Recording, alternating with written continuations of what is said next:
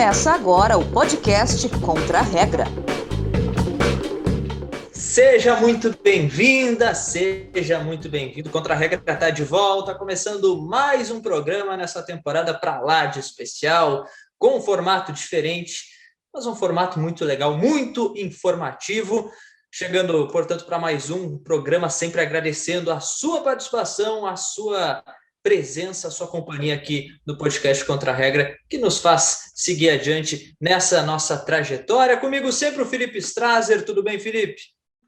Um abraço para o Alessandro, também para o nosso querido amigo João Campos Lima. Bom dia, boa tarde, boa noite a todos que nos acompanham, seja por vídeo, seja por voz, seja por telepatia.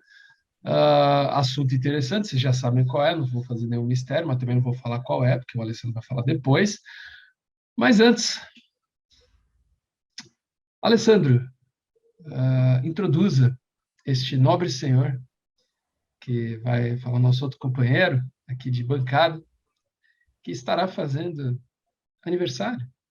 No dia que o programa vai ao ar em vídeo, no sábado, dia 4 de dezembro, o dia que ficou para sempre na nossa história, para quem torce para o Azulão do ABC, mas um dia muito mais importante, um dia para uma pessoa muito mais importante, que é ele. Quem é ele que faz aniversário no dia 4 de dezembro, Alessandro? Quem é ele? Se não sou eu, não é você. É meio óbvio. O João Campos Lima, que tá feliz, parabéns pelo seu aniversário.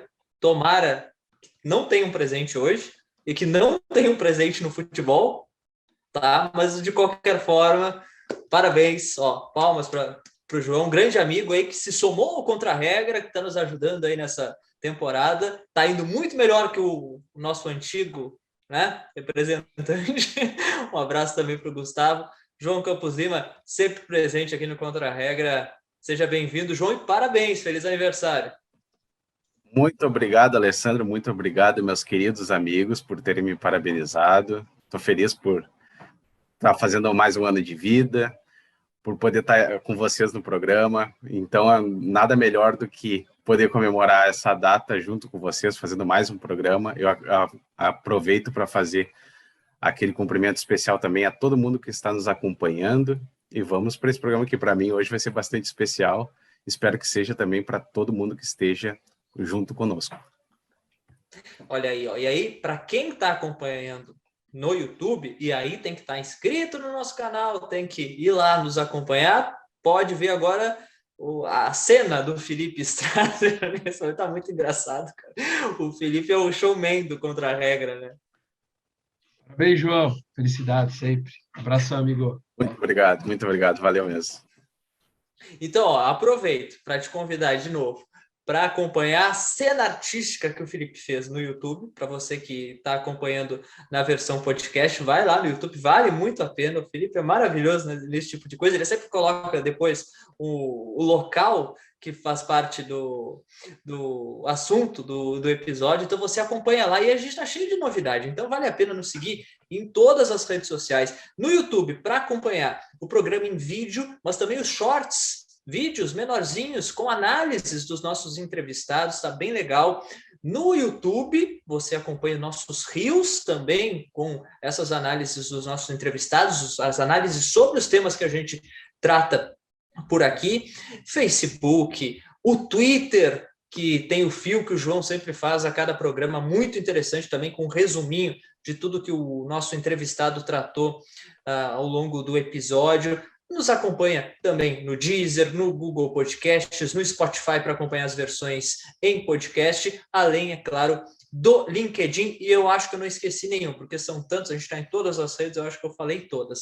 De qualquer forma, você vai lá, procura Podcast Contra a Regra, se inscreve no YouTube e segue em todas as outras redes. Combinado? Então tá, a gente espera vocês, viu? E hoje a gente vai falar, mais uma vez, a gente vai ficar na mesma região. No último programa a gente falou sobre a situação do leste europeu, da crise dos refugiados. A gente vai um pouquinho mais para leste só. Agora, para falar sobre Ucrânia e Rússia. Já tratamos um pouco sobre esse assunto no último programa, mas agora a gente fala um pouco mais sobre esse, que é um conflito que vem cada vez mais se acentuando, já faz anos e anos, é uma rivalidade histórica, bota histórica mesmo, e aí nos últimos dias, nas últimas semanas, movimentação de militares na fronteira entre os países, declarações mais fortes de um governo e do outro, até já projetando possíveis guerras. Então a gente vai saber, tem guerra, não tem guerra, o que está acontecendo nessa região? O professor Vicente Ferraro, ele é membro do Laboratório de Estudos da Ásia da USP e chega para fazer uma análise do que envolve esse conflito entre Ucrânia e Rússia. Fala, professor. Antes de mais nada, eu gostaria de chamar a atenção à histórica divisão regional entre leste e oeste na Ucrânia. Essa divisão tem relação com o fato de distintas partes do território ucraniano terem pertencido a diferentes impérios ao longo da história. A região oeste, por exemplo, chegou a pertencer ao Império Austro-Húngaro, logo tem uma ligação maior com a Europa, enquanto a região leste chegou a pertencer por um período considerável ao Império Russo. Então tem uma ligação cultural e histórica mais forte com a Rússia. Essa divisão regional acabou se refletindo em outras divisões identitárias, como divisões linguísticas. No oeste fala-se mais ucraniano, enquanto no leste fala-se mais o russo. Também se refletiu na percepção em relação aos heróis nacionais, heróis que são aclamados no oeste não são aclamados no leste e vice-versa. Há também uma divisão em relação à percepção de fatos históricos, como o passado soviético.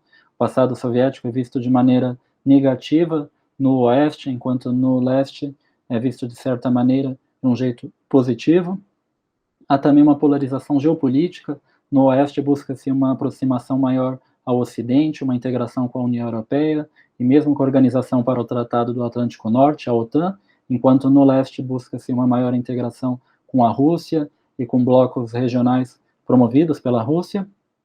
E é interessante observar que essa divisão regional acabou adquirindo uma saliência política, tornou-se uma clivagem política e culminou numa certa polarização eleitoral, principalmente a partir dos anos 2000.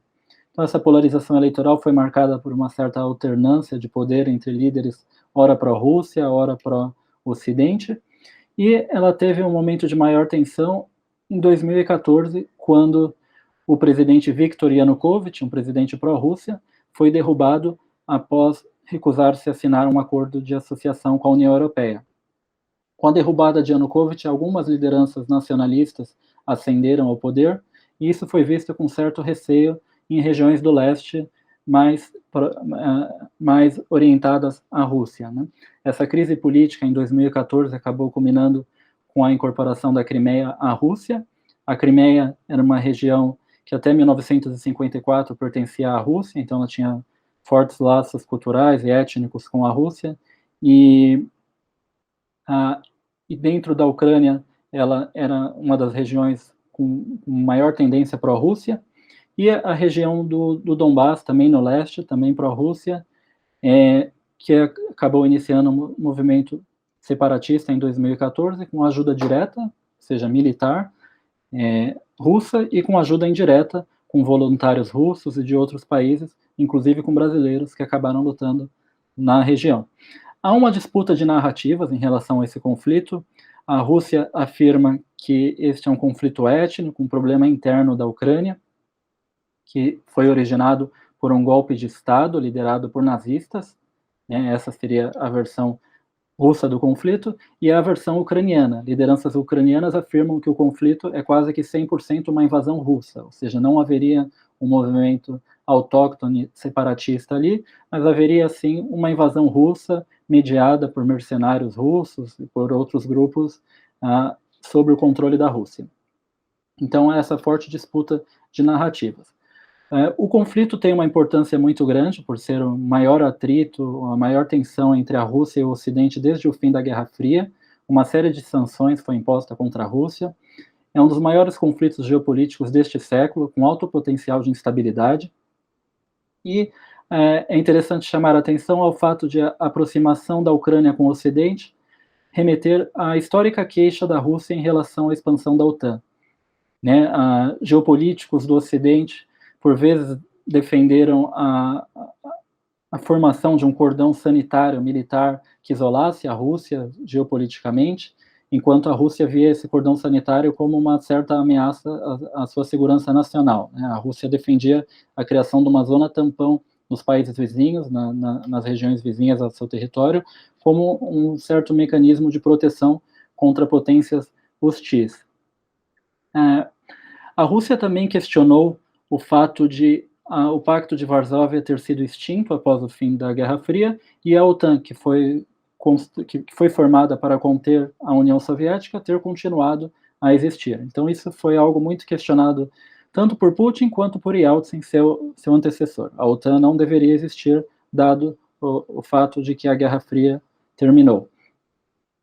A busca da Ucrânia se aproximar do Ocidente, e principalmente da OTAN, é vista como uma ameaça, então, à segurança nacional russa. É interessante observar que o conflito teve um uso doméstico muito forte. A popularidade de Vladimir Putin chegou a crescer muito no início do conflito, principalmente com a incorporação da Crimeia em 2014. Os acordos de Minsk foram acordos voltados a uma tentativa de solucionar a questão, tiveram poucos resultados até o momento. Há grandes chances de instabilidade. As hostilidades entre o governo ucraniano e os separatistas voltaram a crescer. O apoio da OTAN à Ucrânia é muito questionado pela Rússia, né? Recentemente, Vladimir Putin chegou a afirmar que, se linhas vermelhas forem ultrapassadas, a Rússia será forçada a agir, será forçada a interferir, né? Foram observadas algumas mobilizações noturnas do exército russo próximas à fronteira com a Ucrânia. Há um grande deslocamento de tropas militares russas próximas à fronteira ucraniana. E é interessante ressaltar que a Rússia também é incomodada por uma certa perda de influência na política ucraniana e com a crescente integração da Ucrânia com a Europa.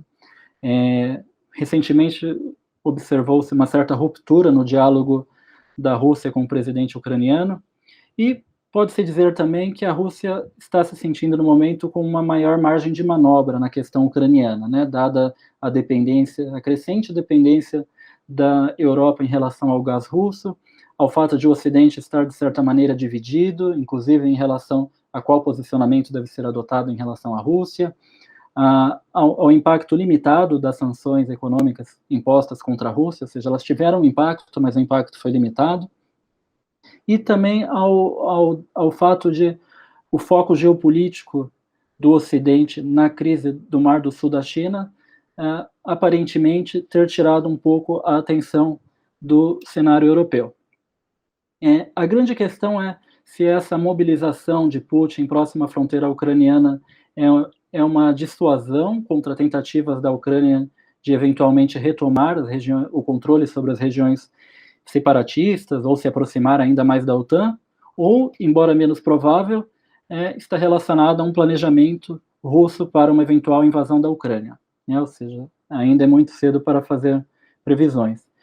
Para concluir, eu gostaria de reforçar a ideia de que um dos objetivos de Vladimir Putin é interromper a integração da Ucrânia com o Ocidente, sobretudo com a OTAN, dado que a OTAN e a aproximação da OTAN em relação às fronteiras russas é vista e percebida como uma ameaça à segurança nacional russa. Muito obrigado pela atenção. Está aí o professor Vicente Ferraro, membro do Laboratório de Estudos da Ásia da USP, nos ajudando a entender um pouco mais sobre tudo que envolve esse conflito, essa rivalidade histórica entre Ucrânia e Rússia, que vai seguir sendo o tema do programa, com a lista da semana com ele. Fala, Felipe! Olá, Alessandro, amigos, João, amigos todos. Bom, nós ouvimos uma fala do professor, e a gente já vem falando dessa questão, né, da Rússia, da Ucrânia há muito tempo. E, bom, como o Alessandro falou, a gente escolhe um plano de fundo aí, para quem assiste a gente pelo YouTube, já fica a dica do que está acontecendo atrás de mim. E, bom, amigos, é meio complicado fazer uma lista sobre Rússia e Ucrânia e a situação, mas a gente sabe que a principal ameaça nesse sentido é uma invasão da Ucrânia por parte da Rússia. E a Rússia já, com a região da Crimeia, a gente já viu que já aconteceu. Porém, não é a primeira vez que os russos se metem numas invasões, se metem numa briga com seus vizinhos ou têm a sua tendência expansionista mais aflorada. Portanto, a lista da semana é justamente sobre as invasões da Rússia. Então, é uma questão. E agora os amigos vão ver se começam a pensar na pergunta extra, alguma coisa com invasão com Rússia. Aguardem Já peguei, a já peguei. pergunta extra. Então, ali. Eu não acredito que isso vai acontecer. Mas Se vamos alguém seguir, chegar vamos lá, seguir. vamos lá. Então, assim, invasões da Rússia. Aqui, quem pode ver é um desfile do Exército Vermelho em Moscou, na Praça Vermelha. O Exército Vermelho ali da União Soviética. Uma pintura que eu achei, um desenho muito bem feito. Gostei, achei bonito pra caramba. Eu acho legal esses desfiles. Mas, bom, vamos lá. Eu nunca sei quem começa, eu não lembro o placar 2-2, 2-2, ou 3-2, ou 3-1. Eu tô assim, ó, galera, o sono esta semana está brutal, então, meus amigos, me lembrem quem começa, quem está ganhando. Vocês são muito bons, meu cérebro é horrível. Quem começa, eu vou confessar que eu não lembro. E quem tá ganhando, eu confesso que eu também não lembro. Então eu vou recorrer ao nosso canal do YouTube para contar os episódios. Porque, né? O placar eu sei, Alessandro. Tu Olha aí. fizeste então, por com a favor. vitória 3-2. 3-2? Tu tá vencendo por 3-2. Estou vencendo. Agora, quem começa? A nossa audiência vai ter o João tá de aniversário. O João tá de né? aniversário, começa. João Campos Lima, de 1-5 invasões russas. 4. João vai de 4, vamos lá. Olha só, começou com o número 4. Ninguém começa com o número 4. Olha só o João. Tá, 4 de dezembro. Tá bem, João? Vamos lá. Vou arrumar somente o nosso Zoom aqui para eu ficar vendo as duas telas. Aí. Vamos lá. Considerada a maior batalha da história até então, a Batalha de Mukden, não sei pronunciar, envolveu o Império Russo e o Japão, ocorrendo na cidade homônima, na cidade de Mukden, na Manchúria, na China, após os dois países invadirem a região em 1905. A Rússia já invadiu a China, o Japão invadiu a China, os dois na mesma região falaram: quem vai ficar com isso? Essa é a questão, né? Segundo historiadores, somente o Japão, nesta batalha, em 10 dias, a batalha durou acho que uns 20 dias, se eu não me engano. Alguns historiadores dizem, mas uns 20 dias. Desses 20 dias, em 10, o Japão disparou mais de 20 milhões de tiros em 10 dias. Para vocês terem uma ideia, era a maior batalha desde então e foi considerado um modelo para o que seria a Primeira Guerra Mundial, né? Como seriam as batalhas da Primeira Guerra Mundial, foi baseado nessa batalha de Mukden, na China, entre o Império Russo e o Japão. A moderna cidade de Mukden, que tem outro nome, é uma das maiores aglomerações da China, com mais de 5 milhões de habitantes, sendo a capital da província de Liaoning e sede de 2 patrimônios da humanidade e de polos científicos. A cidade é da China hoje, obviamente, né? A pergunta é: qual é o nome da moderna Mukden, a cidade da maior batalha da história até então, em que Rússia e Japão invadiram, o Japão saiu vencedor nesse caso, e que tem patrimônios da humanidade, uma cidade muito importante para a China há séculos. Letra A, Nanquim. Letra B, Shenyang. Letra C, Xi'an. Letra D, Wuhan. Ou letra E, Liaoning. A letra A. João vai com Nanquim, Alessandro de Lorenzo, Shenyang, Xi'an, Wuhan ou Liaoning.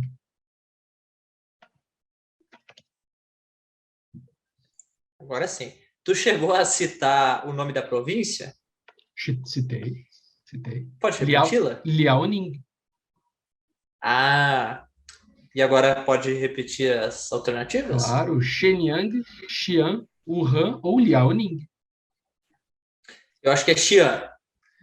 Os guerreiros de Xi'an, o Alessandro lembrou dos guerreiros de terra. Inclusive, essa guerra acabou sendo vencida pelo Japão e foi uma das causas da queda do Império Russo, se eu estou certo na história.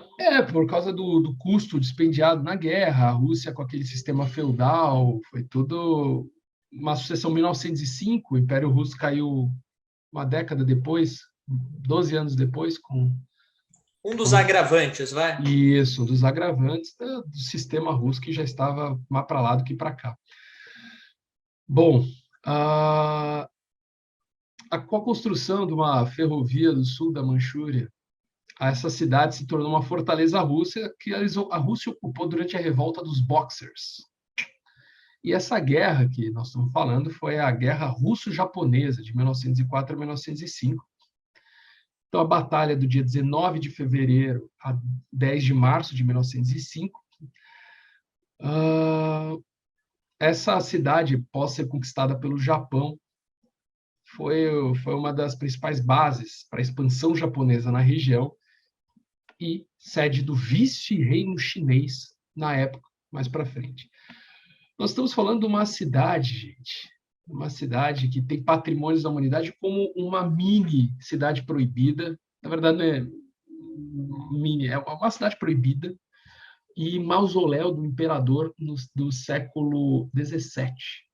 Então, uma cidade que tem patrimônios da humanidade. Hoje é uma cidade cheia de polos tecnológicos, uma cidade vibrante, podemos dizer assim. E uma cidade que, depende das fontes, ela pode ter entre 5 milhões e 8 milhões de habitantes, uma das 20 maiores cidades da China. Uma cidade do tamanho do Rio de Janeiro, podemos dizer assim. Não é Wuhan é a cidade onde começou a pandemia. Liaoning eu inventei, nem deve existir uma cidade com esse nome, com o mesmo nome da província, tipo São Paulo, Rio de Janeiro, não deve existir. Não foi lá que veio a tinta Nanquim, João. Não foi de lá, não é Nanquim. E os guerreiros de Xi'an? Não. É Shenyang, a cidade de Shenyang, a moderna Shenyang. É da onde é uma das maiores batalhas da história da humanidade, pré-guerras mundiais, né? Foi a maior batalha da história da humanidade pré-guerras mundiais. Então, uma cidade que tem muita história, uma cidade que já foi palco de comércio e tudo, e invasão bizarro entre Rússia e Japão brigando na China para ver como é que era o mundo antes da Primeira Guerra Mundial, né? Como é que estava o planeta antes da ebulição daquela guerra. Bom, senhores, essa não era fácil. 0-0, mas Alessandro tem esse tempo de abrir o placar com 1, 2, 3 ou 5. 1. Alessandro vai sempre no tradicional ali, ó. É isso aí. Até porque tô com a vantagem, né? Tá 3-2 no agregado. Olha aí. A chamada Rússia... Agora assim, ó, gente, a bagunça que é essa questão Rússia e Ucrânia. Vamos lá. A chamada Rússia de Kiev, ou Rus de Kiev, foi uma confederação de tribos eslavas, que, segundo as traduções, é a origem de vários povos da região, inclusive da Rússia, porque o nome é Rus, R-U-S, era o nome do povo. Dá para ver, né, de onde veio. O Estado existiu do ano 882 até o século XIII. No entanto, antes disso, em 860, a nação que ainda estava se formando com o nome de Grão-Kanato de Rus protagonizou um grande feito militar. O cerco e a posterior invasão dessa cidade tiveram impactos históricos e religiosos. Apesar da invasão e pilhagem, os russos deixaram o local. Então, eles cercaram a cidade, esse protótipo da Rússia, porque, assim, o povo russo, olha só, o povo russo que surgiu a Rússia, eles vieram de Kiev, eles vieram da Ucrânia. Então, tipo assim, a origem da Rússia é a Ucrânia. Vocês entenderam a salada, porque a Rússia tem tudo isso? Cara, é uma coisa surreal, depois de 1.500 anos. Então, eles invadiram essa cidade, cercaram a cidade, deixaram a cidade apodrecer, invadiram essa cidade, mas logo depois os caras largaram. Não queremos. Até hoje ninguém entendeu essa história. Segundo a tradição, Micael III, o Ébrio, líder local dessa cidade, rezou para Nossa Senhora e foi atendido. Assim, ó, por favor, deixe esses russos sair daqui, pelo amor de Deus, os russos saíram. A devoção a Nossa Senhora, a partir desse momento, nesta cidade, é tão grande, dura até hoje, mais de quase 1.500 anos depois, é uma das maiores devoções à Nossa Senhora do mundo. Qual cidade que os russos, na época, a Rússia de Kiev, pensam que eles ainda estavam bem restritos ali àquela regiãozinha de Kiev. Que cidade que eles invadiram que mudou a história do planeta e mudou a história... Não do planeta, não, mas mudou a história. E a história da religião. Letra A, Moscou. A que seria Moscou, né? Letra B, Praga. Tudo assim, a que seria... Tá entendendo? Letra C, Constantinopla. Letra D, Yerevan. Ou letra E, São Petersburgo. Que ano que a gente está falando? 860. Nossa Senhora, religiosidade, todos esses pontos me fazem puxar para o catolicismo que naquela região me lembra a Armênia, que é um país muito católico, um dos primeiros países, inclusive. Se eu não me engano, acho que foi o primeiro país a assumir o primeiro, catolicismo. né? É o primeiro. Eu acho, então. E aí eu vou em Yerevan, que é a capital da Armênia. Alessandro vai de Yerevan, capital da Armênia. Muito boa lembrança. Gente, ouçam o programa sobre o genocídio armênio. Muito bom. Muito bom. Muito bom. No caso, a situação é horrível. O programa é bom. O programa é bom, claro, gente. A gente não está falando que o genocídio armênio é uma coisa legal. Nem a pau, mas o programa foi muito bom. João Campos Lima, Moscou, Praga, Constantinopla ou São Petersburgo?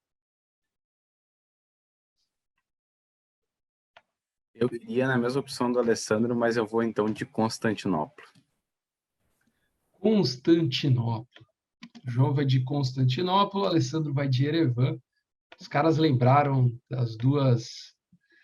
Mas eles esqueceram que existe o Menino Jesus de Praga. Menino Jesus de Praga. Então, a República Tcheca é um país extremamente católico. Verdade. Como os russos não chegaram até a República Tcheca? Também não é para tanto.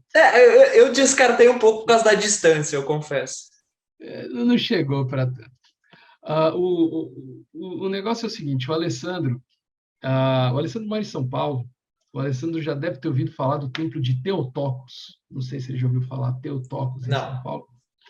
É a igreja do Padre Marcelo Rossi. É o templo de Teotocos. Teotocos é mãe de Deus. A tradução aqui, quem mora em Porto Alegre conhece Teu Hospital, mas toda a região Teotocos. A devoção a Teotocos cresceu nessa época. A devoção à mãe de Deus. Mas Teotocos é uma palavra grega que se refere à Nossa Senhora. Então, a devoção de Teotocos surgiu em 860, durante as guerras rus-bizantinas. Portanto, os russos chegaram até Constantinopla, cercaram Constantinopla, pilharam a cidade e depois de Micael III pedir, pelo amor de Deus, mãe, me livra disso, os russos saíram de Constantinopla. João Campos Lima, 1-0 em Constantinopla. Essa me surpreendeu com os russos chegando na época em Constantinopla. Eu já falei antes ali, quando eu iria na primeira opção que o Alessandro escolheu, então eu sou bem honesto, não seria a minha primeira opção, eu também foi assim, dadas as outras 4 alternativas, eu meio que chutei em Constantinopla e acabei acertando. Me surpreendeu ainda mais, e quem estava vendo no YouTube, quem está vendo no YouTube vai ver que eu abri um sorrisão quando o Felipe começou a falar, porque mora em São Paulo, sei o quê, comunidade armênia, eu falei, pronto, é nosso. E não era. Teotocos, mãe de Deus, ali mas o palpite fez sentido, o palpite de Yerevan fez bastante sentido, mas os russos pegaram a Armênia depois, a União Soviética, né? Então, também... O que eles não pegaram? Só não chegaram em Praga, cara. Foi só isso, fala a verdade. Bom, 1-0 pro João. João, vamos lá. 2, 3 ou 5? 3. Bom, voltando a essa região confusa e voltando também a Constantinopla. Olha só. A Guerra da Crimeia. Um dos conflitos, Crimeia, gente, Rússia, Ucrânia, Crimeia, está sempre ali. A Guerra da Crimeia é um dos conflitos mais marcantes do século XIX e envolveu diversas potências e países da época. A gente diz Rússia, França, Reino Unido, o Império Otomano. Então, grandes potências. A guerra se deu em reação às pretensões expansionistas do Império Russo. Vá, é mesmo? Veja só, né? Nossa, que novidade. principalmente em Sebastopol, cidade da região da Crimeia, que por um acaso foi parar na mão dos russos em 2014. Ai, meu Deus. Bom, foram 220 mil mortes pelo lado aliado e 500 mil pelo lado russo. Lado aliado, França, Reino Unido, Reino da Sardenha, Império Otomano, tudo isso. 500 mil no Império Russo em 3 anos de guerra, de 1853 a 1856. Tradicionalmente, conhecida pelo cerco a Sebastopol, Guerra da Crimeia, Sebastopol, a maior cidade mais importante da Crimeia, a guerra não iniciou com uma invasão à Crimeia. Por incrível que pareça, não começou por lá, apesar do nome, Guerra da Crimeia. Qual invasão russa foi o estopim do conflito da Guerra da Crimeia? A gente lembra, a gente está falando de invasões russas. Letra A, invasão da Moldávia. Letra B, invasão de Tbilisi. Letra C, invasão da Abcásia. Letra D, invasão da Ossétia. Ou letra E, invasão de Sinop. Não a cidade no Mato Grosso, galera. Sinop, no Império Otomano. Sinop, na Turquia. Vamos deixar bem claro que nós estamos falando da Turquia e não no Mato Grosso. Os russos não chegaram em Mato Grosso. Eu vou na letra A. João vai de Moldávia, invasão da Moldávia. Alessandro de Lorenzo, Tbilisi, capital da Geórgia. Eu vou nessa. Geórgia, porque a Geórgia... Se bem que Ossétia, Abcásia, tudo isso aí está dentro do rolo russo na região até hoje, né? Aquele rolo compressor. Mas eu vou de Geórgia.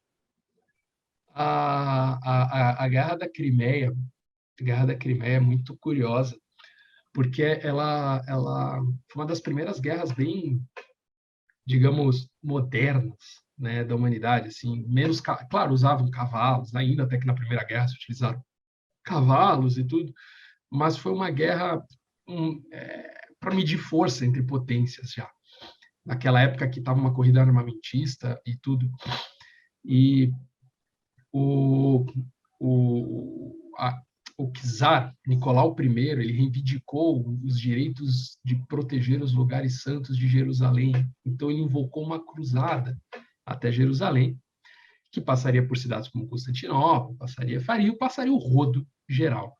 E por isso que países como a França, o Reino Unido, a Itália e até, óbvio, o próprio Império Otomano entraram na guerra. E uma das maiores batalhas que tiveram na Guerra da Crimeia foi a Batalha de Sinop, uma batalha naval que os russos destruíram a armada do Império Otomano. Mas, como vimos, não foi isso.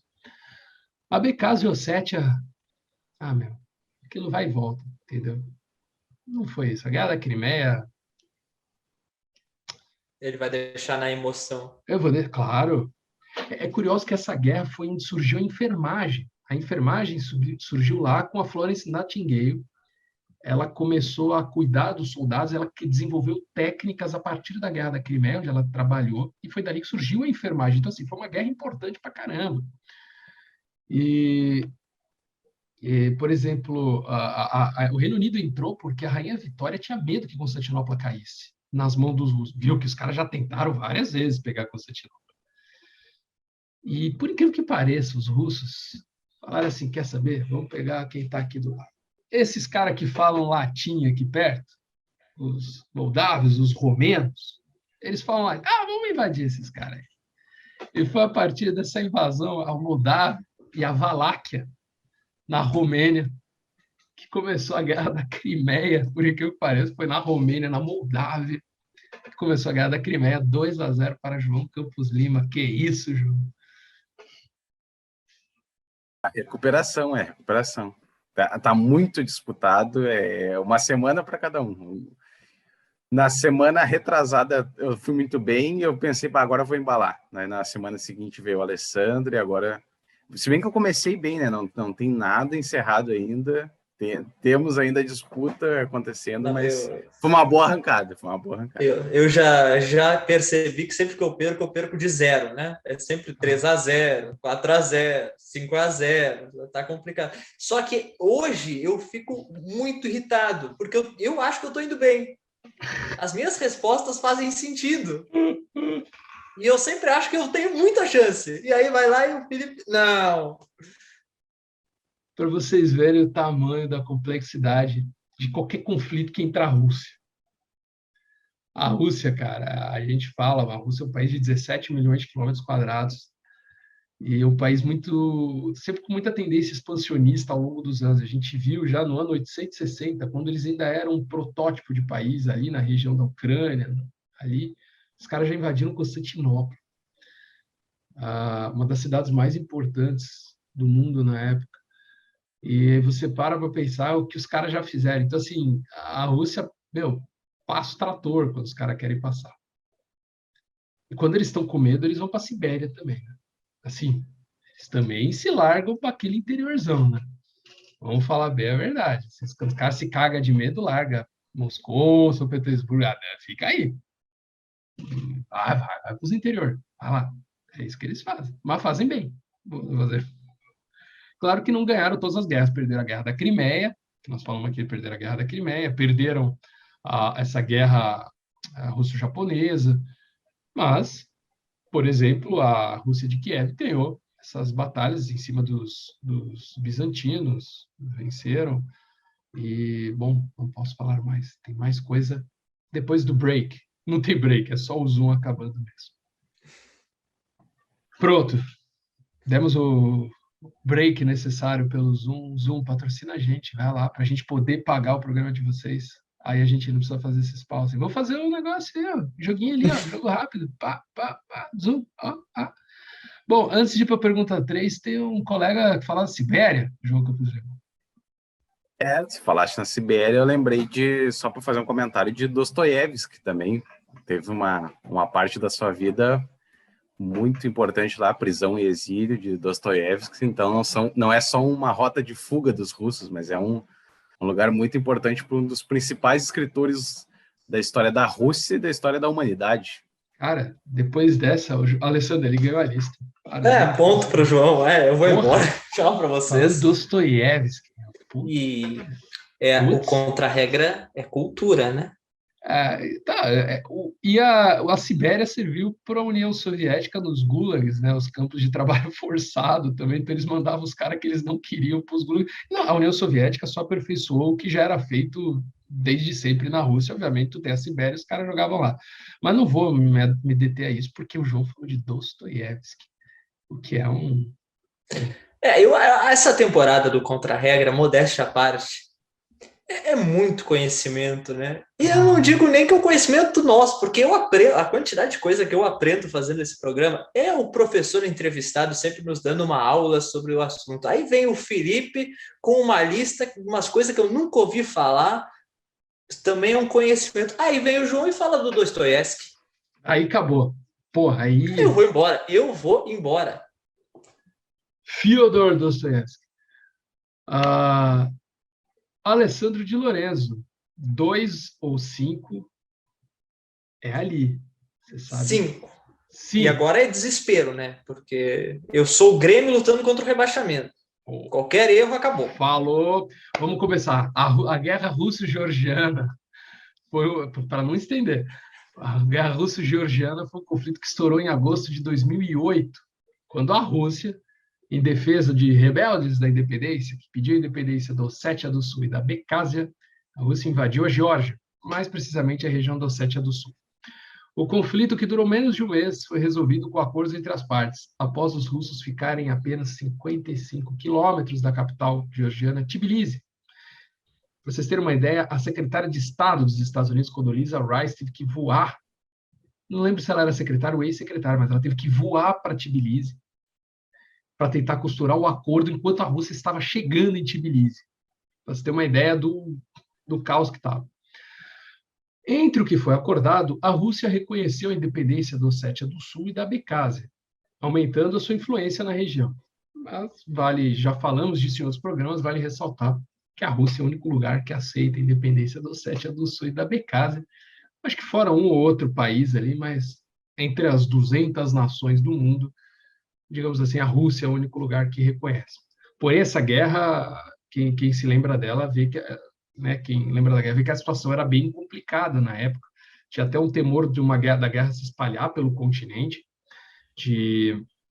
porque a Rússia realmente invadiu um país, invadiu a Geórgia, como os Estados Unidos invadiram o Iraque, assim, tipo, foi, e passou por cima. Só que o medo sempre com relação à Rússia é aquela questão do expansionismo russo que a gente tanto fala, de a Geórgia faz fronteira, ops, 1 quilômetro a mais.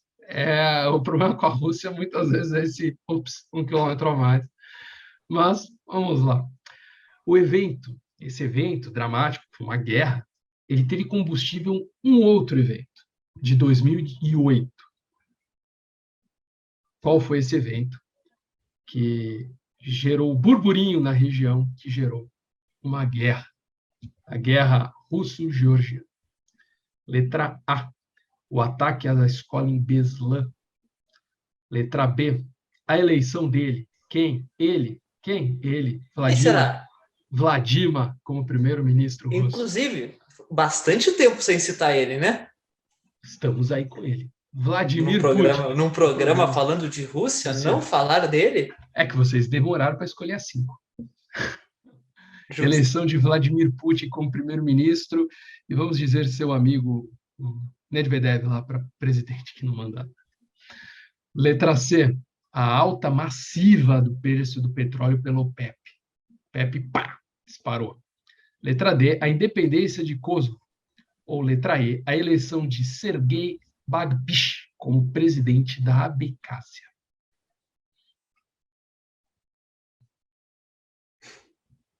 Eu vi um documentário já sobre a invasão da Geórgia. Esse cara é bom, velho. Esse cara é... Eu gosto muito dessas coisas. E eu lembro... Tá animado, ó. Animou. Não, mas aí eu tava animado com o Yerevan e eu perdi. Então eu já vou baixar minha bolinha. Porque eu não tenho tanta certeza. Eu lembro da letra A. Só que eu não lembro do ataque à escola.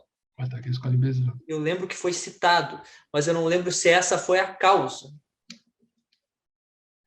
E como eu não consigo lembrar de mais nada, eu vou na letra A. Estudioso. Ataque a Beslan. Letra A. João Campos Lima. Inclusive foi uma tragédia muito grande. Brutal. Não.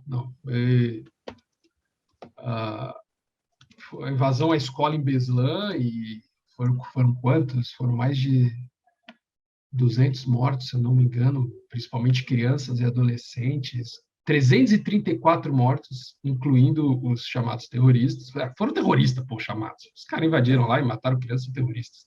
Pelo amor de Deus. E usaram armas de fogo e explosivo. Eu lembro na época, foi um negócio chocante. E, bom, o Alessandro vai ao ataque à escola em Beslan. João Campos Lima, a eleição de Vladimir, o Putin, como primeiro-ministro, a alta massiva do preço do petróleo pelo OPEP, uma operação da OPEP, a independência do Kosovo, ou a eleição de Sergei Bagpish como presidente da Abcásia. Antes de eu responder, vocês falaram naquele personagem que sempre... Vocês já falam dando risada, é um personagem sempre muito citado no Contra-Regra, o Vladimir. Ele foi... Vladimir. Ele não foi citado por nós recentemente, mas foi citado no último episódio. E eu falo isso até porque eu fiz hoje, no dia da nossa gravação também, já foi publicado o fio do Twitter sobre o nosso último episódio. Então, para quem está nos acompanhando, confere lá o fio do Twitter. E também, para quem ainda não viu o episódio, vai lá e olha o episódio com a entrevista completa com o professor, que está muito boa. Além da lista também, sempre muito legal. E ele, Vladimir, está citado. Mas, respondendo a pergunta, eu vou na letra D. João vai na independência do Kosovo. Bom, Eu sei lá se o Pepe aumentou o valor do petróleo naquela época. Eu adoro isso. Eu adoro essa sinceridade. Sei lá se aumentou. Sergei Bagapich foi eleito em 2005 como presidente da Abkhazia. E o vice-presidente dele, sim, era um homem muito forte na questão da independência. Não que ele não fosse, mas os russos apoiaram muito o vice-presidente dele na época que era presidente, que foi antes do mandato do Bagapich. Então não tem nada a ver, mas tem a ver que, sim, era uma pessoa, era um governo muito independentista, digamos assim. Ele foi eleito em 2008, foi. Mas, pô, ele foi eleito ele é eleito ad eterno na Rússia. Então, assim, não foi isso que determinou. Porque ele já mandava, lembra? Primeiro-ministro, ele é primeiro-ministro, depois ele é presidente, só que vai mudando quem manda mais, e sempre quem manda mais é o Vladimir, né? Então a gente sabe que... Eu já vi essa novela e eu sei como ela termina. O massacre... Ponto pro João. O massacre à escola de Beslan. Bom, o grupo armado chamado Brigada dos Mártires, Riad uz Salihen, eles invadiram a escola em Beslan, na Ossétia do Norte, ali do ladinho da Ossétia do Sul. Ali, ó. Os sequestradores, eles exigiam o reconhecimento da independência da Chechênia. E a gente fazia tempo que falava da Chechênia. E é a retirada das tropas russas na região. A Rússia mandou até tanque, mas não conseguiu evitar um massacre. Só que, Alessandro, isso poderia ter muito a ver. Muito a ver. O único detalhe é que aconteceu em 2004. Eu confundi tudo. 2004. O ataque em Beslan. E vocês parem para pensar o seguinte. Lembra quando a Catalunha quis se tornar independente? Poucos anos atrás, que a Europa se sentia ameaçada, que várias regiões autônomas quisessem a independência, caso a independência da Catalunha fosse reconhecida. Era o medo do Reino Unido, era o medo, por exemplo, da própria Rússia, era o medo de outros países, até a Itália, talvez, países que têm regiões autônomas ou regiões que têm forte nacionalismo, era o medo deles que a independência da Catalunha ganhasse força, ganhasse corpo e influenciasse outras regiões. E foi isso que aconteceu com o Kosovo em 2008. Kosovo se tornou independente e os caras, naquela regiãozinha, e os caras viraram e falaram: chegou a nossa vez de ficar independente. O pessoal do Ossétia, o pessoal da Abkhazia, é nós. E, bom, no dia 1º de agosto de 2008, uma bomba explodiu numa guarnição georgiana na Ossétia do Sul, matando 5 policiais, e foram grupos grupos rebeldes que queriam a independência da Ossétia do Sul, que fizeram isso, e aí a Geórgia parte para cima da Ossétia do Sul, que faz parte do país deles, e a Rússia falou para cima dos caras não, e é assim que deu início da guerra. A independência do Kosovo foi um dos estopins. 3-0, Alessandro. E o Alessandro foi, cara, essa lista ele foi com tanta vontade em cada uma, cara. Desculpa aí, mano. Oi. Não, assim, requintes de crueldade. Eu me sinto como aquele time que botou 3 bolas na trave, olhou para o placar e tá 3-0 pro adversário. Eu vou ser justo com o Alessandro. Nossa audiência talvez estranha, vai pensar, não, mas que jogo de comadre, ele vence e está querendo consolar o adversário, mas é uma mensagem, mais uma vez eu fazendo uma mensagem a um companheiro que nós temos muito carinho, que é o Gustavo Chagas. Eu espero que ele veja bem nesse ponto do programa, que nem todos os erros são iguais. Os erros do Alessandro foram erros convictos, foram erros que bateram na trave, e a nossa audiência pode ficar um pouco perdida, é uma piadinha interna nossa, até uma provocação interna, que ele sabe que há alguns erros que são erros literalmente por centímetros que acontecem. Enfim, não são iguais a outros erros. Inclusive o Alessandro, na pergunta que eu respondi Constantinopla, ele foi com mais convicção do que eu admiti, eu fui na outra opção justamente por ele ter escolhido a que eu também imaginava, e acabou que ele errou. Ele está com muito embasamento nas respostas dele, mas infelizmente, ou para mim infelizmente, mas infelizmente para ele não acertou. Mas, enfim, eu parabenizo o Alessandro mesmo com os erros, porque ele está tendo embasamento nas Mas questões. eu acho que o pior de tudo é que a pessoa ela pode ir com embasamento e tirou esse embasamento de vozes da cabeça. Esse embasamento ele não tem filtro na realidade. Só que é muito pior quando é o embasamento que aí vai o Felipe e fala, não, tudo isso realmente aconteceu, tudo isso está certo, mas por este detalhe, quem acertou foi o João. Por Poxa, 4 anos, cara, por 4 anos. por uma Copa. Por uma 4 anos. Por uma Euro, porque foi 2004, 2008. Ah, tá. Vamos 4 deixar. anos, por 4 anos, por algum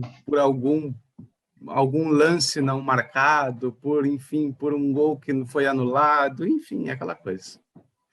Gustavo Bom, Chagas, em homenagem a ti. João Campos Lima, tens a chance de fazer 4-0 ou o Alessandro diminuiu o prejuízo com a Vai lá, 2? né? As guerras russo-kazan, russo-kazan. Você entende que tem sempre assim, guerra russo-japonesa, guerra russo-georgiana, guerra russo-bizantina, guerra russo-kazan. Entendeu que os caras aí... Entendeu, né? Foi uma série de conflitos, essa guerra russo-kazan. Sim, Kazan, a cidade, Kazan. Foi uma série de conflitos que envolveram o Grande Ducado de Moscou e o Kanato de Kazan, entre os séculos XV e XVI. Neste período, foram diversas batalhas, sendo que a cidade de Kazan foi cercada por 2 vezes. A última vez que Kazan foi sitiada foi em 1552, e que determinou o fim dos conflitos. Ivan, o terrível, ele mesmo, eu coloquei bem na pergunta assim, ele mesmo, que resolveu a parada. Ivan, o terrível. Cara, a Rússia tem uns caras que tem uns nomes muito bons, né? Catarina Grande, Ivan, o terrível. Em homenagem à vitória de Ivan o Terrível, foi construído um grande monumento. A pergunta é, e esse monumento permanece até hoje, viu, galera? Qual foi o monumento construído em homenagem à vitória de Ivan o Terrível na invasão a Kazan? Letra A, Estátua da Pátria-Mãe em Volgogrado. Letra B, a Catedral de São Basílio em Moscou. Letra C, o Kremlin de Moscou. Letra D, o Kremlin de Kazan. Ou letra E, o Campanário de Ivan III em Moscou. Tá. João vai com a Estátua da Pátria-Mãe em Volgogrado. Alessandro de Lorenzo, Catedral de São Basílio em Moscou. Kremlin de Moscou. Kremlin de Kazan. O Campanário de Ivan III em Moscou. Tô entre a D e a E, e nessa eu vou mais tranquilo, que eu não tenho embasamento nenhum, é só um chute mesmo. D. O Alessandro vai com o Kremlin. Qual Kremlin, gente? O de Kazan. Do outro, o outro. Não, o Kremlin de Moscou, né? O Kremlin de Moscou. Aí agora ele vai dizer assim, o Kremlin de Kazan, eu inventei. O Kremlin de Moscou, eu inventei. Não.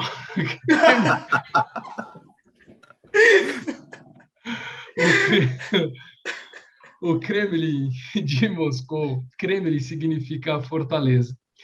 E o Kremlin o Kremlin de Moscou é até patrimônio da humanidade.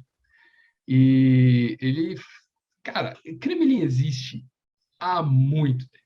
Há muito tempo. Desde, assim, a região ali já tinha uma coisa em 1090. E o local mesmo ali já existia uma fortaleza no século XIV. Então, não foi o Kremlin de Moscou, porque o Kremlin de Moscou é anterior até. Claro, não esse Kremlin que a gente conhece tudo, mas ali já é anterior, então eles foram somente aumentando o complexo ao longo dos anos. Então, não estamos falando do Kremlin de Moscou. Ufa! O campanário de Ivan III em Moscou foi construído em 1600, olha só, em 1600, e até hoje a estrutura mais alta do Kremlin de Moscou. Só que não tem a ver com esta batalha. É uma homenagem a Ivan III, mas não a esta batalha. E está até hoje, é uma das maiores estruturas do Kremlin, é a mais alta, se eu não me engano. O campanário não foi essa a homenagem. João. A Batalha de Stalingrado, João. A batalha mais sangrenta da história da humanidade, mais de 6 milhões, milhões de mortos, uma coisa brutal a Batalha de Stalingrado. 6 milhões, exagero. Mas foi uma das batalhas mais brutais da história da humanidade e que simplesmente virou a Segunda Guerra Mundial a favor dos aliados da União Soviética e depois do outro lado Estados Unidos, França e tudo. E em homenagem a isso se construiu a Estátua da Pátria-Mãe na cidade de Volgogrado. Portanto, não é, João. Não vai no 4-0. Fui conferir quantas pessoas morreram na batalha. Quantas? Foi a maior batalha da história. Mais de 1 milhão só nessa batalha. Então, foi a maior batalha da história. 1.130.000, vai. Um número 1 que milhão. deram aqui, vai. Perto disso. Então. Foi a maior batalha da história da humanidade. 1 milhão de mortos numa batalha. A gente falou da Guerra da Crimeia, por exemplo, que morreram 700 mil pessoas em 3 anos. Nós estamos falando de uma batalha, a Batalha de Stalingrado, com 1 milhão de mortes. E tem uma curiosidade, né? A Rússia, meio claro, também usava um pouco de técnica de guerrilha, né? Não só isso, obviamente, mas se utilizava disso em Stalingrado e, curiosamente, eles colocavam alto-falantes tocando tango para baixar a moral dos alemães. Galera, entre tango e samba, os caras usam tango para baixar a moral, entendeu? Os caras usam tango para baixar a moral. A alegria está no samba. E a alegria de que o Kremlin de Kazan não é a resposta certa também. A Catedral de São Basílio foi construída, a catedral que está na Praça Vermelha foi construída em homenagem à vitória de Ivan o Terrível em cima do povo de Kazan. A Catedral de São Basílio, para vocês terem uma ideia, ela foi construída, começou em 1555, 3 anos depois do final da guerra. E foi só encerrada em 1929. Percebe? 400 anos para subir a igreja. E hoje é um dos pontos turísticos mais famosos do mundo. Alessandro não fez essa referência. Nada. Eu não consigo nem encontrar forças para tecer qualquer tipo de comentário. João Campos Lima, parabéns pelo 3-0, parabéns pelo aniversário. Vai dar presente, João. Obrigado, muito obrigado. É o João da... Tem que abrir o microfone. Tá baixo. Não saiu? Agora vai. Agora sim. Não, muito obrigado, agradeço. É um grande presente fazer esse 3-0 aí, justamente no dia do meu aniversário. Mais uma vez agradeço ao Alessandro pela participação. Parabenizo o Felipe por mais uma grande lista. Muito obrigado pelos parabéns também. Fico feliz de ter vencido a lista da semana justamente no dia do meu aniversário. A pergunta que não quer calar. Os senhores querem a pergunta extra? Não, chega, acabou. O João é o aniversariante, ele escolhe. É ele que escolhe.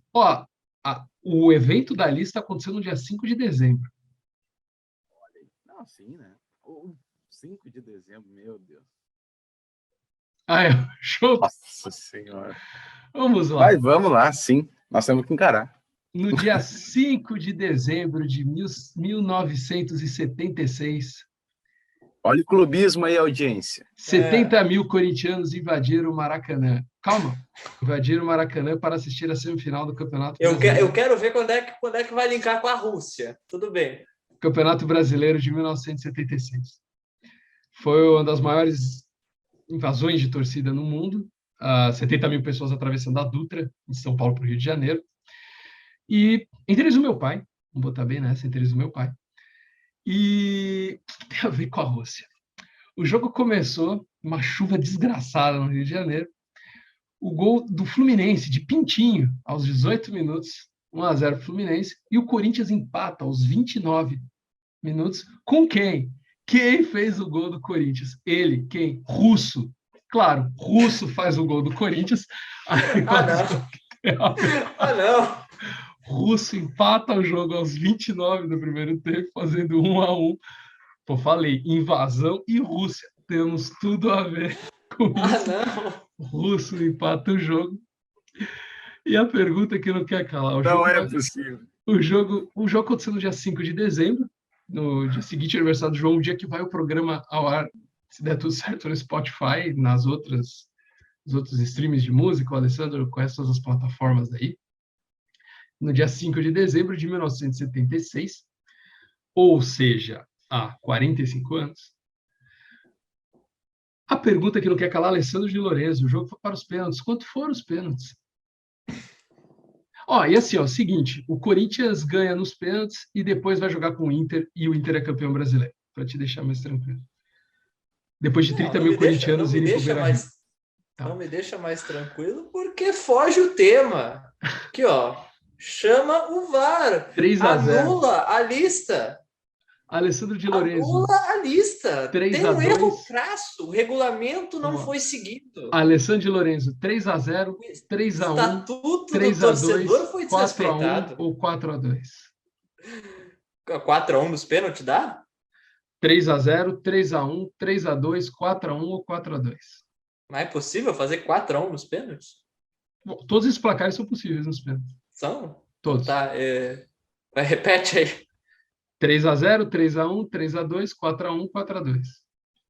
Um dos gols foi de Russo nos pênaltis, só para deixar claro. Não, o Russo foi o cara, né? O cara da partida foi o Russo. E o Russo mandava beijinho pra galera quando fazia gol. O primeiro nome dele deve ser Vladimir.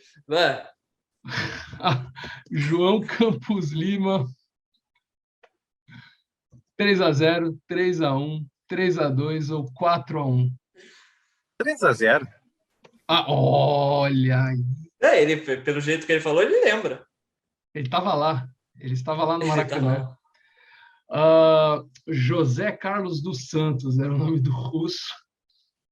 Só para confirmar que não era Vladimir. Não, morreu em 2012, foi um volante. E ele fez o gol histórico. E vamos lá. Alessandro, tu me perguntou uma coisa. Pode ser 4-1? Pode. Neca, Russo, Moisés e Zé Maria para um lado e Doval para o Fluminense, 4-1. Essa é a resposta. Legal. Bacana. É possível. Quando o Alessandro perguntou, eu achei que ele vai responder essa. Ele não obviamente que não. Obviamente que não. Hoje eu nunca responderia uma certa.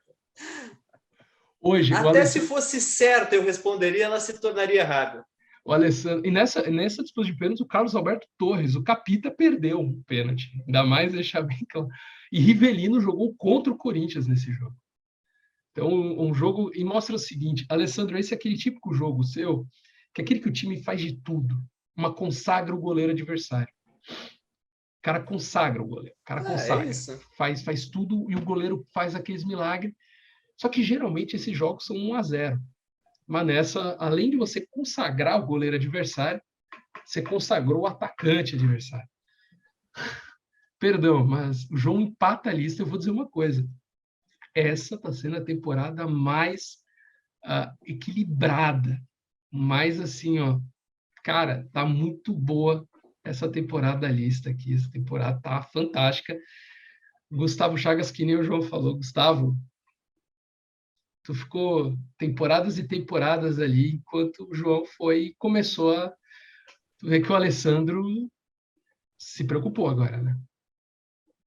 E o bom disso tudo é que não tem gol qualificado, o saldo de gols não importa, porque se importasse, eu tava desesperado, porque eu ganho os jogos por 2-1, por 3-2, e eu perco por 4-0. Não, aqui 3 pontos são 3 pontos. 3 pontos, 3 pontos, o cara ganhou. Não tem. Não, gol qualificado, já passamos dessa época dos anos 90 de fazer gol qualificado. 3 pontos são 3 pontos. Justo. Alessandro ganha de 1-0, 3 pontos. João ganha de 1-0, 3 pontos. O Alessandro ganha de 5-0, 3 pontos. 3 pontos, gente. Não tem essa aqui. Aqui, pô, vamos seguir a regra de verdade, né, pô? Vou ter que fazer uma preparação diferente para melhorar esse desempenho na temporada aí. Não saio insatisfeito com a atuação da minha equipe, mas também não tem como sair satisfeito de um 3-0, né? Bom, senhores, eu despeço da lista ali. A lista da semana foi essa. Parabéns, João, pelo aniversário, pela lista. Eu esqueci de até colocar a imagem da invasão. Parabéns, João. Parabéns, aniversário e a vitória. Alessandro também. É que o Alessandro, cara, ele assim, ó, passa a pessoa, o Alessandro consegue qualificar a resposta. O Alessandro tem uma coisa de qualificação da resposta dele que é brutal. O Alessandro tem, ele faz ele me questionar da minha própria lista ali. Às vezes eu falo, caraca, eu acho que eu errei.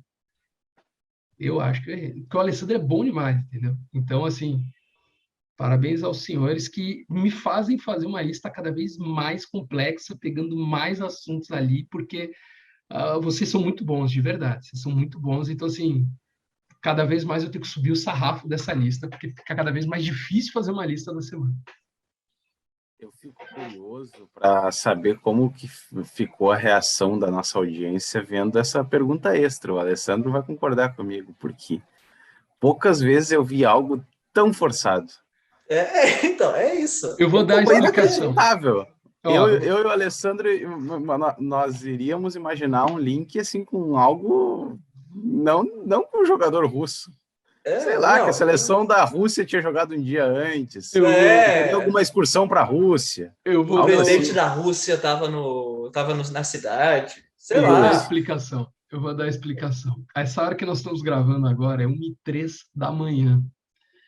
E todos nós aqui, a gente está com alguns procedimentos meio atrasados, a gente pede até desculpa às vezes ali. A gente não está seguindo, às vezes, um calendário tão certinho das coisas, que está um final de ano pesado, graças a Deus, de trabalho, então é sempre bom. A gente está trabalhando bastante, mas a gente não quer abrir mão nunca assim, do contra-regra, que é o que a gente gosta de fazer, a gente gosta de estar aqui. Portanto, uma semana bem complicada. Eu gosto de garantir as 5 perguntas da lista, 5 perguntas obrigatórias, porque dificilmente nós estamos chegando na pergunta extra. E aí eu realmente dormi e não fiz a pergunta extra. E quando eu acordei, assim, eu estava já muito sono, eu pensei, invasão russo, vai ser essa piada de tiozão, afinal de contas, é para comemorar que o João vai fazer a mesma idade que eu. Não vou revelar, João, mas é uma idade que a gente já chega a tiozão. Então, a gente já pode fazer a piada do pavê para comer. Então, eu fiz a piada da invasão e do russo, porque, desculpa, galera... A gente andava fazendo, né? Vamos combinar que a gente já andava fazendo. Foi a gente anda fazendo há um tempo já. Que veio na cabeça. Mas, assim, eu tinha certeza que não ia... A pergunta extra não ia influenciar em nada. E como não influenciou, basicamente... E o Felipe com essa imagem ao fundo aí, com essa Meu pai tá aí. Extra. Meu pai tá aqui. Aponta ele. Tem tanta mensagem subliminar nisso aí. Eu entendi, ó. Eu entendi a mensagem. Então. Tem um colorado. Semana, tem um colorado ali. Não quero dizer nada. Galera, essa foi a lista. É contigo, Alessandro. Tá bom. A argumentação foi feita, não me convenceu, mas não é comigo nem com o João que vai convencer. Tem que convencer o público do Contra-Regra. Então, vamos fazer o seguinte. Você, ouvinte do Contra-Regra, deixa no comentário, pode ser no Facebook, pode ser no Twitter, pode ser no Instagram, pode ser no YouTube, se você ouviu no YouTube, pode ser onde você quiser, faz sinal de fumaça, se você quiser.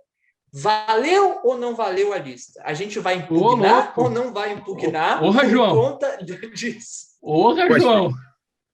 É um autoritarismo, olha. Começaram a falar do Vladimir, ele já se passou. A gente não falou Vladimir?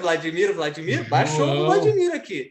Baixou o Vladimir. Ele já quer cancelar a lista. Eu pensei que seria uma pergunta democrática, uma pergunta assim, para nossa audiência, vocês gostaram dessa pergunta? Vocês querem mais perguntas de futebol? Seria vocês querem mais perguntas com piadas de tiozão? É isso. É isso que eu ninguém quer. Uma pergunta super democrática, mas não, ele já quer cancelar. Obviamente, a nossa audiência não vai fazer isso. Manter... A lista vamos manter então a lista. Vamos manter a lista. A gente mantém a lista. Você quer ou não quer punir o Felipe Strasser? Depois a gente pensa em que punição a gente dá para o Felipe. Melhorou? Meu Deus! O cara vai dos autoritarismos, assim. Ele segue autoritário. Agora eu vou fazer o seguinte, a pergunta que eu quero fazer agora sério. Vocês estão gostando, para o nosso público, desse formato, da gente fazer a lista da semana, ouvir um professor? A gente quer ouvir o feedback de vocês, porque a gente está gostando bastante desse formato. É o formato que está sendo possível ser feito nesse período aí, bastante trabalho, bastante coisa. Mas, se vocês estiverem gostando do formato, deu ok, claro, vamos mudar a lista. essa pergunta foi realmente por uma questão totalmente da situação, não é a ideal, mas tá aí a lista, pelo menos, as 5 perguntinhas feitas. Mas, assim, se estiverem gostando, dê o feedback de vocês, é bem importante. Se vocês querem sugestão de pauta, deem sugestão de pauta, que a gente aceita pra caramba, porque hoje você espirra aqui no Brasil, alguém te dá saúde em qualquer, desejo de saúde em qualquer outro lugar do mundo. Então, Ou é não. isso. Bom, tá na hora de acabar, que a gente já passou totalmente do horário e tá todo mundo com sono, pelo visto, né? Então, Felipe, até a próxima, valeu. Vamos Beijo. pensar bem nessa última pergunta extra para a próxima, né? Se você tivesse acertado 4-1, você não ia estar falando. Com certeza não, com certeza. Um beijo no coração de todos, espero que todo mundo fique bem. Até a próxima lista, a próximo programa e próximas descobertas. Boa.